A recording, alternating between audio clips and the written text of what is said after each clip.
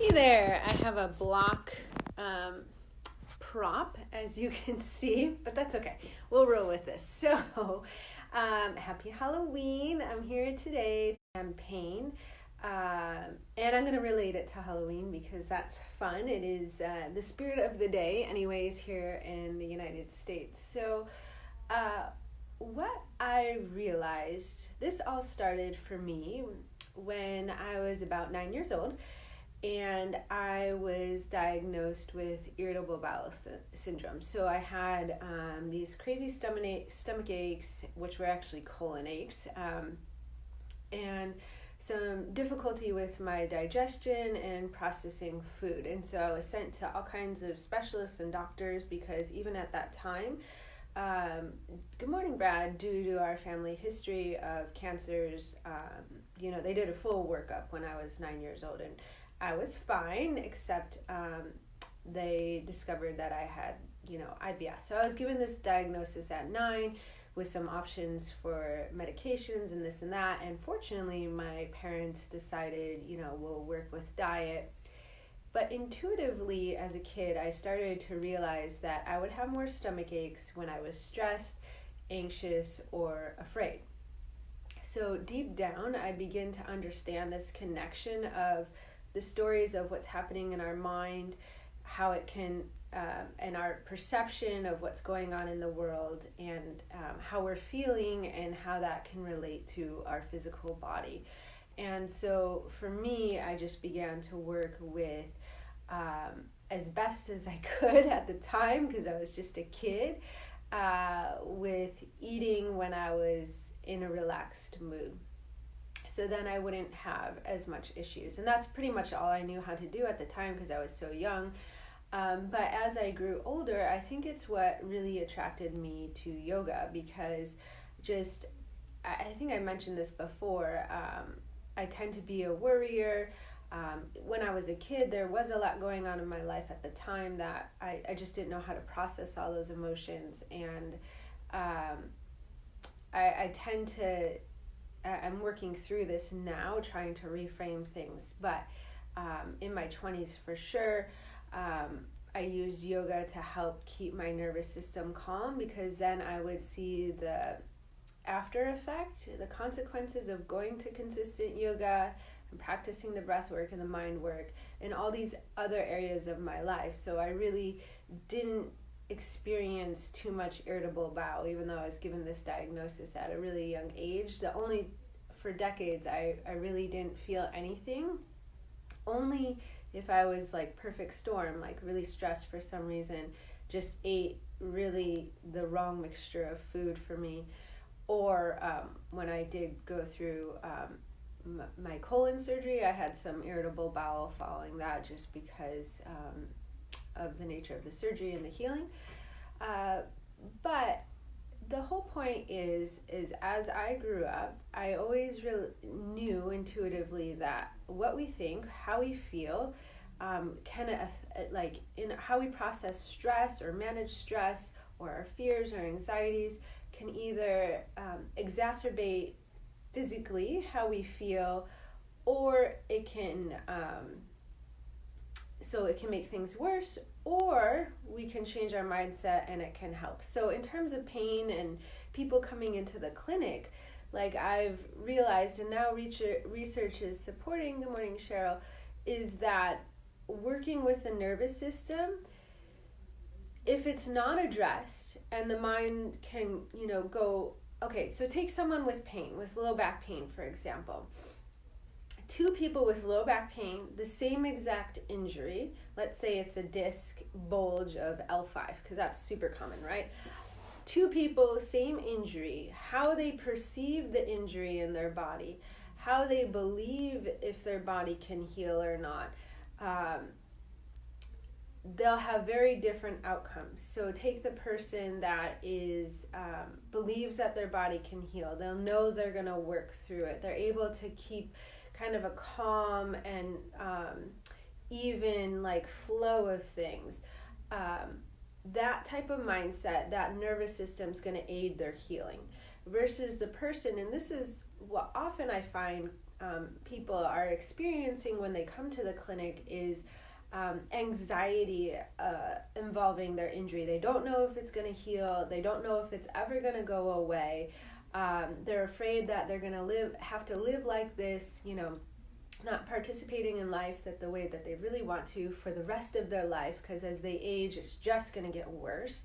All these fears and negative self-talk are going through the head, which actually makes this disc bulge 10 times worse than it ever needs to be in the first place. So one of the components that I do in the clinic is to work with the breath and the nervous system to keep the mind in the right place during this healing process, because it will aid and speed up the recovery so much quicker. So that's the whole point of this talk. And to let you know too that on the podcast, I just released an episode yesterday. Good morning.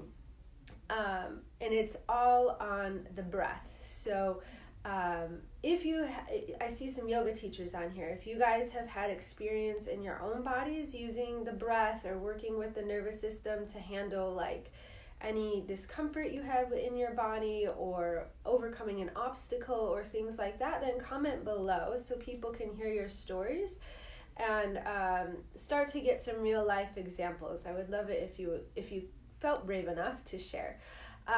Because I know you guys have experienced it. I know some of you practice breath work, and now they're gone. I scared them away. On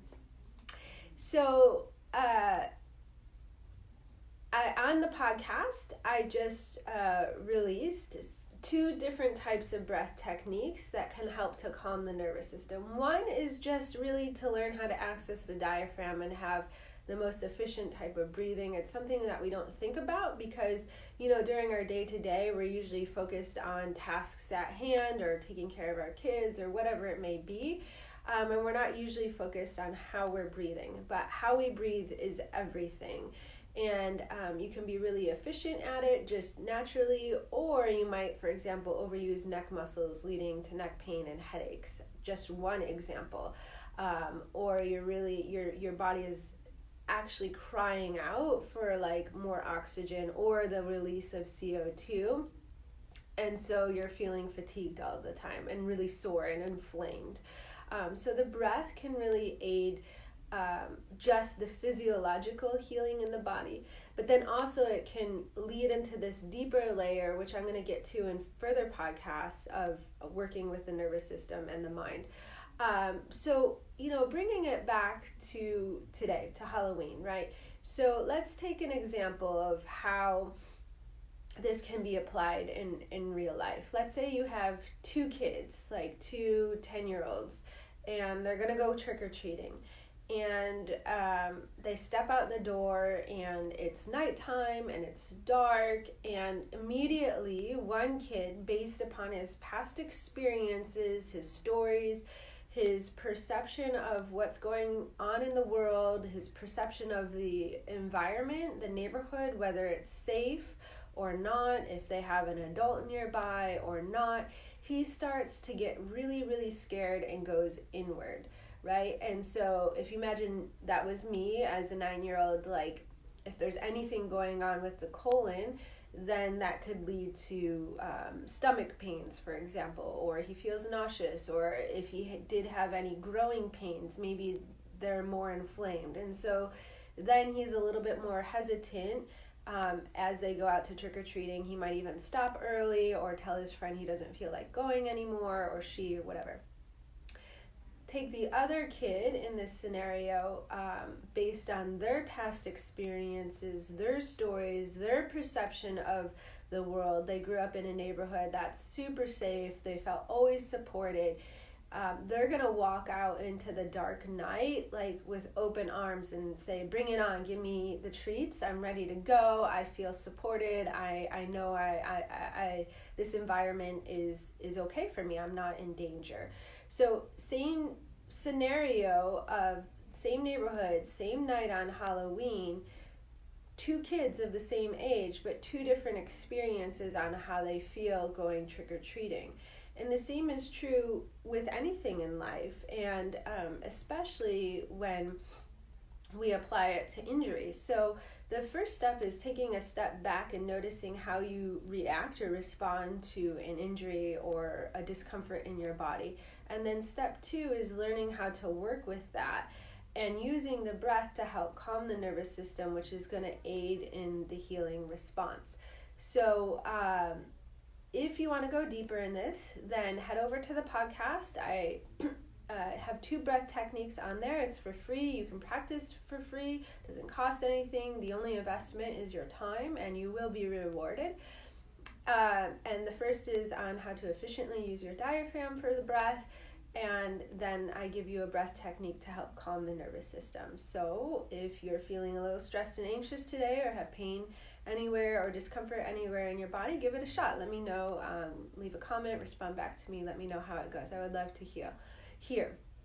The second thing is I have a free online masterclass coming up, and the link is up. The registration is available on the website. The link is also in the show notes to the podcast, or you can just head over to the website, look under classes. But register now because seats are going. People are already claiming them. I'm getting email notifications daily, if not like throughout my day, that people are claiming the spots. And it really is limited only because Zoom cuts you off at a certain head count.